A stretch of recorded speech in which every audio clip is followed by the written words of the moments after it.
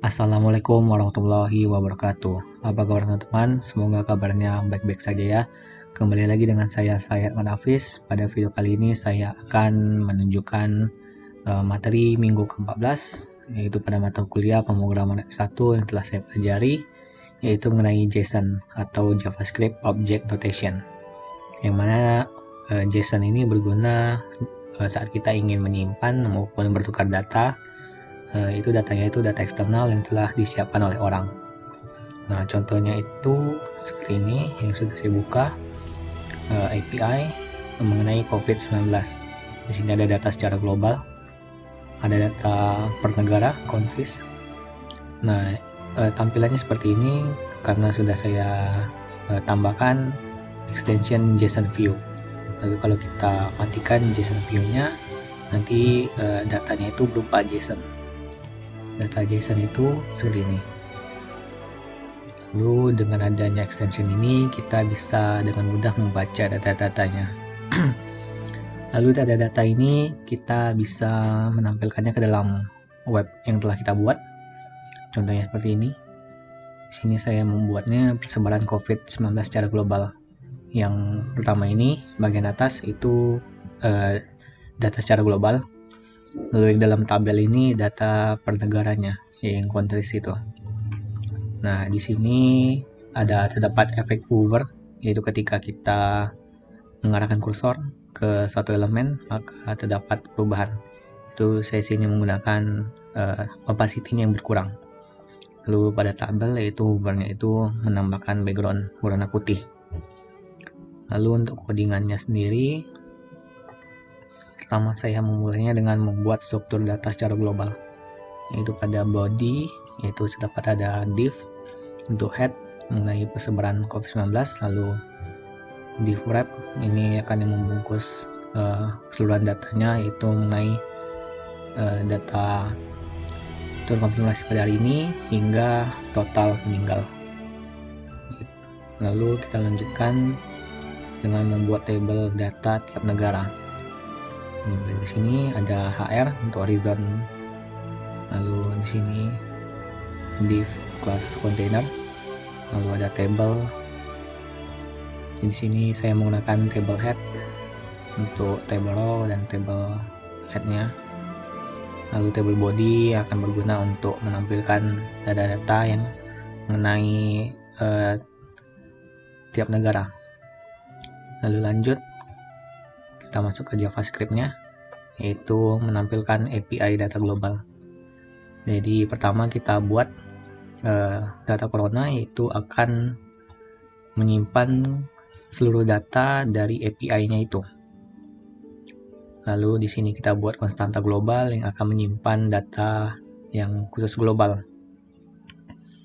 Lanjut kita buat variabel temporary yang akan menyimpan tiap-tiap data yang ingin kita tampilkan nantinya.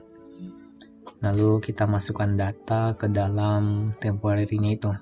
Kita buat temporary misalnya new confirm, lalu kita buat H2 yaitu mengenai global, data global yang akan ditampilkan adalah new confirm, yaitu yang terkonfirmasi pada hari ini.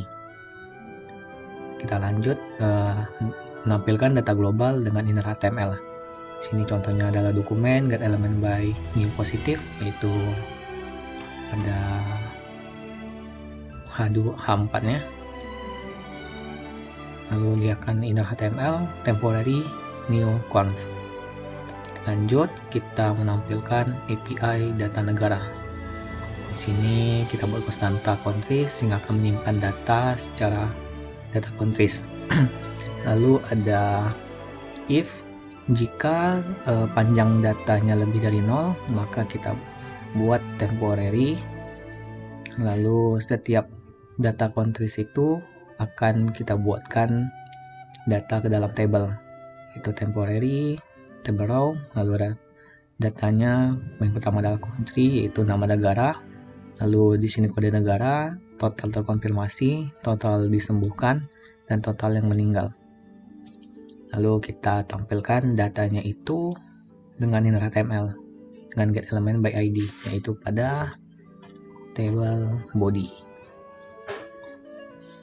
Nah ya, jadi lanjut kita dengan menambahkan CSS.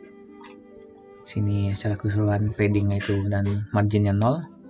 Bodinya itu menggunakan background gambar seperti ini. Lalu div-nya ini secara keseluruhan